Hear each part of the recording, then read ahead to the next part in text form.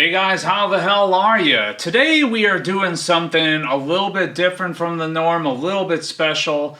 This is something that has been by popular demand from those of you guys that check out what I post on Facebook and Instagram. A few of you guys that were in the last iFacket will do it live chat. You guys want to see a comparison between the Dover DA-50 and the Hiwatt Custom Super High 50. So firstly, the origins of Dover kind of revolve around the fact that Key Mayer, one of the lead designers and amp techs at Hiwatt for about 17 years, originally built the Custom Super High 50 in conjunction with Mike Fortin. This is one of the original 6 that they built together. So this one is kind of a special little unit, but there was some reason or whatever behind the scenes. I don't want to talk out of turn though, but there's basically a reason why Key left and started his own company. And it's a reason that I kind of stand behind a little bit too. So I was very, very excited to check out his amps at the NAMM show this past winter. A lot of hiccups surrounding that. Of course, the first run of prototype amps all got stolen out of the warehouse that was holding it. But eventually, all this stuff ended up finally showing up at the NAMM show. He spent a very, very high amount of money getting it all there so that we could all check it out. And to me, this year at Winter NAMM was kind of the year of the high gain head. So many great new high gain heads coming out, and don't get me wrong, lots of awesome stuff, but for me, this was best in show, so I had to have one. But, as a lot of people have pointed out, it's extremely similar in terms of overall appearance and overall specs to the Hiwatt Custom Super High 50, which I already owned. So, first of all, let's go over some of those specs. Same tube layout, 2 EL34 power amp tubes in both, 4 ECC83 preamp tubes in both. A very, very similar control layout even. There is 2 channels, but they're honestly the exact same channel. So shared EQ between the two, but each channel has its own individual volume and gain. Same thing here on the Hiwatt, although we've got the masters over here and the gains over here. But the same concept, both of them have the 3-band EQ, both of them have the presence control. Both of them also have a foot switchable boost in the case of the Dover, or 4th gain stage in the case of the Hiwatt. Both of which I feel are kind of indispensable to the tone of those individual amps though. The main difference that you are going to find between the two as far as layout goes is that the Dover has a depth knob. So it definitely has an extra knob on there to have an effect on the overall resonance of the amplifier and the low-end response, the tightness thereof, or lack of tightness thereof. On the back side, there's a little bit more difference between the two heads.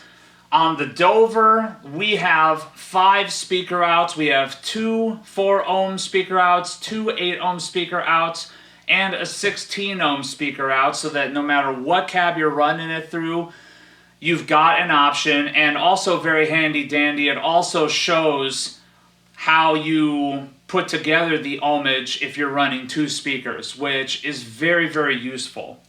There is also a switch back here for high and low output power, so if you want to run this at a lower wattage and a little bit less volume, you've got that.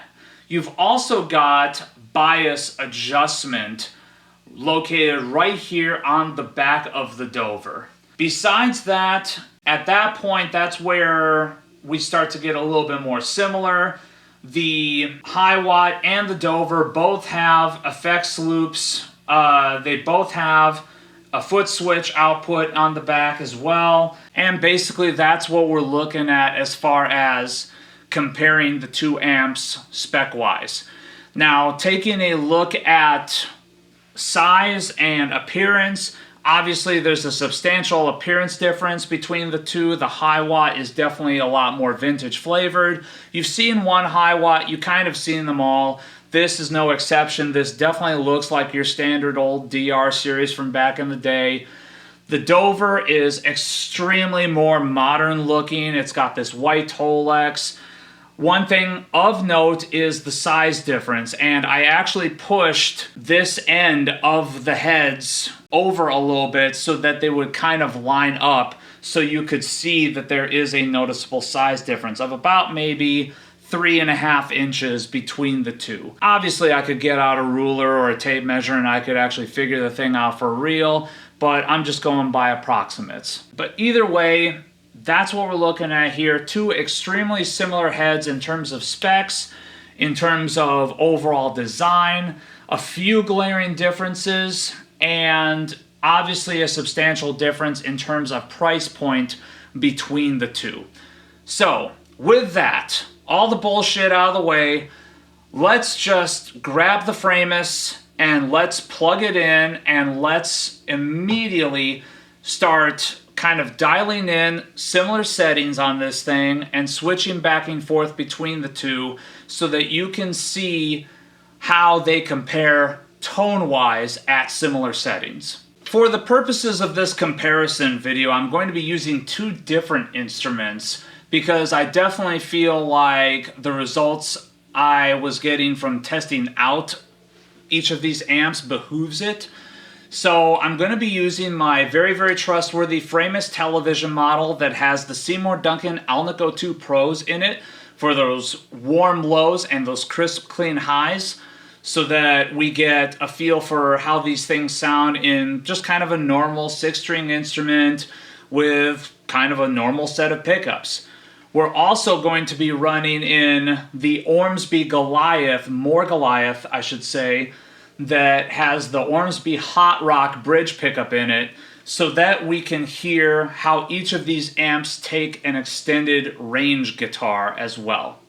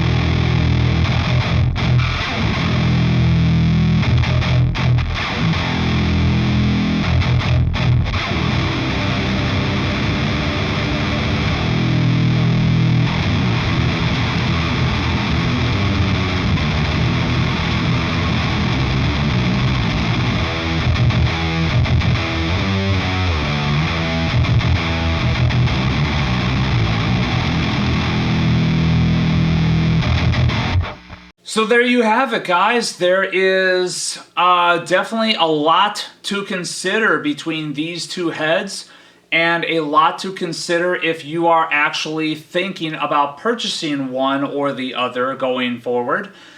I definitely have made my choice between the two.